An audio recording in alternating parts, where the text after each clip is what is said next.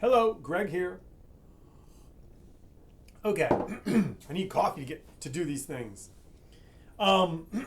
So, what we're going to talk about now is the next assignment for Modern Family. So if you did, almost everybody did the first assignment. If you didn't, you got to do it the longer you wait, and you don't do it, the lower the grade goes. Okay, if you've done it, great. Everybody who did it got it and understood it. That's wonderful. So now we're going to go into the next assignment, which is we're going to get deeper into this diagramming process. And I have put two new scripts. Excuse me. I put two new scripts on files on Canvas, right? So I've given you two new scripts. I've given you the second episode of Modern Family that was ever shot and made, which is called The Bicycle Thief. Okay. I've also given you, just for some variety, so you can compare it to other shows that are also sitcoms. I'll occasionally just give you scripts from other shows. So I grabbed a script that I've used before, which is, I don't know if it's 7 years old, but it's the script from Kimmy Schmidt. It's the pilot for the incredible Kimmy Schmidt, which I think was called Tooken. Tina Fey and Robert Carlock wrote it, and so that's also there. Okay, so I'll tell you, you're going to diagram this week both of those two sitcom scripts. Okay, when you diagram Tooken, the Tina Fey, Carlock, Kimmy Schmidt pilot, do it the way you did the last one last week. In other words, you're simply looking for actions every time. Okay, try to avoid surface unimportant surface actions. Okay, such as Greg walked in, sat down, and then gave a lecture, right? I mean, the fact that I walked in and sat down is irrelevant. The fundamental thing that happened was he gave a lecture. Okay, let me give a better example. Wendy called Bill on the phone and told him she wants a divorce. Okay? It really doesn't matter whether she called him or she did it in person. I mean, it wouldn't matter if you were writing an entire script and all those details could be relevant, totally, right?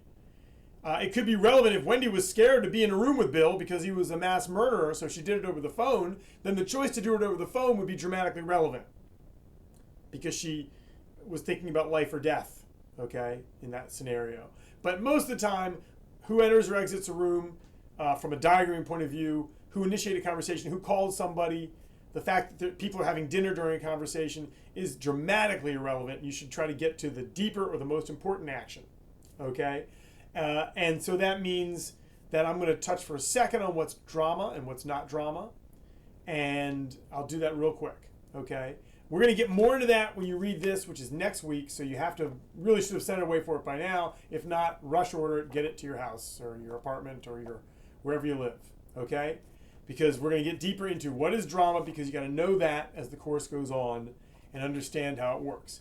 But briefly put, just in how it applies to diagramming now at this stage, a dramatic action is something that has stakes.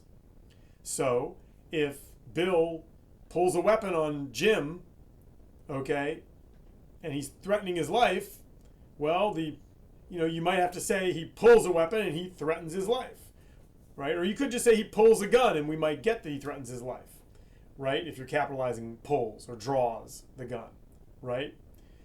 But if it's not relevant how he got into the room with Bill or Jim, the guy he pulled the gun on, then you don't need to tell me he drives to Jim's house and pulls a gun. I don't care about the driving to his house. That's not really the relevant part that increases the stakes in any way. The stakes were raised when you pulled a gun and now you put someone's life in jeopardy. Okay, by example. That's like a drama thriller example, but you get the idea. So try to avoid any surfacey small details and just get right to the main actions. The other thing that I want to talk about briefly, because it's going to affect the second script, which is The Bicycle Thief, episode 2 of Modern Family, is I want to talk about obstacles and react and counteractions. Okay, so if Bill bets $100 on a horse and Jane responds by calling his bet or meeting his bet and doubling it, Jane raised the stakes, right? So her action is just as important as Bill's action, right? So if you're gonna diagram that scene, please give me both actions, right? Bill bets $100 and Jane triples the bet, raising the stakes, right? Capitalize both of them, because you've got an action, you've got a reaction that's just as important, just as active. Now, in general, and again, we'll talk about it more next week when we get into this, after you do this assignment. In general, what makes something dramatic is when someone takes an action against some sort of obstacle. Could be an obstacle within them, could be an obstacle that's exterior. There's internal and exterior conflicts. There's internal and external obstacles, right? And some of you caught on to that and mentioned that in your diagram. Some of you put, Greg teaches the class despite, stuttering, okay? So the teaching is the action, the stuttering is the obstacle. Greg, teaches the class despite forgetting what he intended to say. Well, the forgetting is an obstacle. The teaching is the action, right? So those are internal obstacles. Better internal obstacles, if you've ever watched Frasier, that whole show is about internal obstacles and internal conflicts, right? It's always like Frasier tries to get a date despite doubting himself, right? So he tries to get a date. The doubting himself, to me, is not an action. It's important because it's an obstacle, or despite his fear of people. Okay, well, now you've got a problem. Etc. You get the idea. The point is there's internal obstacles, and we all deal with them every day, and characters have them in dramas, and characters have them in sitcoms. They have them all over Modern Family. When you're noting them and putting them in the diagram, you're doing the right thing. You're recognizing that there's two levels of conflicts, internal and external. Okay? Most people focused on external, and that's fine, but we want to get the internal too. Okay? So that's internal and external conflicts. The other thing is, so how that applies, to the second script. So just to review, the first script, which is Tooken, the Kimmy, which is called Tooken, that I put on there, and that's the pilot for the Unbreakable Kimmy Schmidt. I want you to do that. I want you to diagram Tooken the way you did it last week. You're looking exactly the way you did the diagram last week. Now, the second script that I just put on Canvas is called Modern Family Episode 2, which is also called The Bicycle Thief. Here's how you're going to diagram The Bicycle Thief, Modern Family Episode 2. You're going to do it differently than Tooken. It's going to be a little bit more detailed and a little bit longer, okay? So when you're reading The Bicycle Thief, you're now going to look for the obstacle in every scene. So when you say, I forget the details of the script, but when you say Jay steals the bicycle, I want you to give me the obstacle too, because there's almost always an obstacle. Usually there's more than one. Jay steals the bike despite tripping in the middle of the store so that everyone sees him. Fine. Capitalize steals and use the word despite. To make this assignment work, you're going to either use the word despite or but in every single sentence. Despite or but. You don't have to capitalize it. You're still just capitalizing the actions, but you want the word despite or but to follow every capitalized action somehow in a sentence. However you want to do it. Okay? So then another example would be Claire convinces, in caps, Manny to go to school despite the fact that he will see the girl who humiliated him yesterday.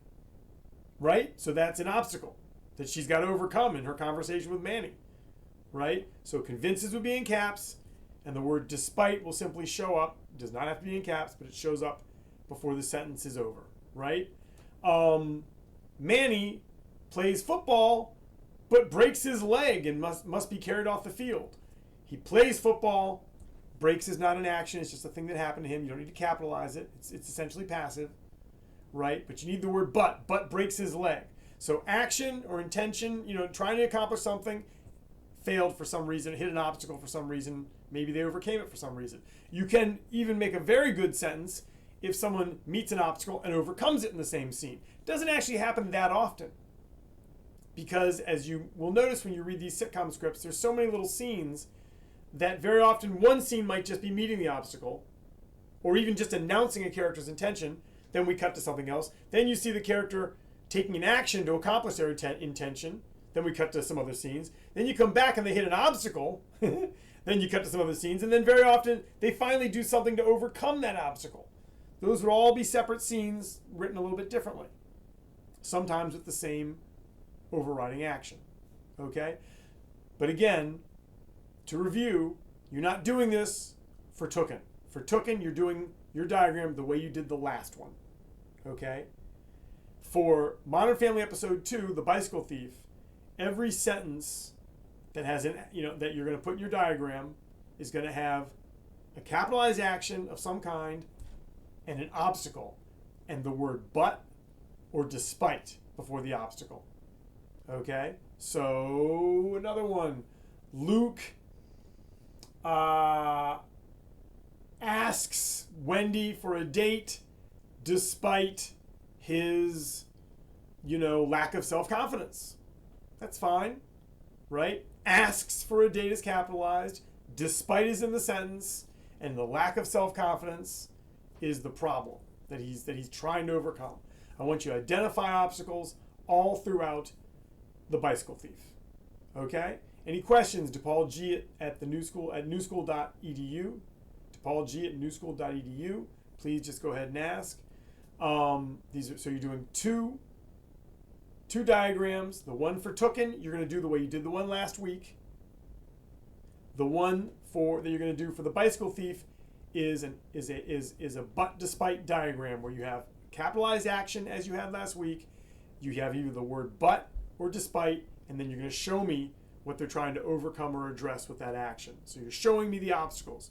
You're showing me that you're starting to recognize that there's an obstacle to every dramatic situation and that characters are trying to overcome them. Sometimes they fail. Sometimes they don't fail.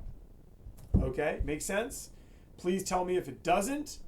And you should have bought this by now. If you didn't, get right on it. If you didn't do last week's assignment, you can't get an A at this point, but you could get a B. So get right on it, and I'll return it to you. I just checked that most everybody did last week's assignment correctly. Occasionally, I gave some notes to it.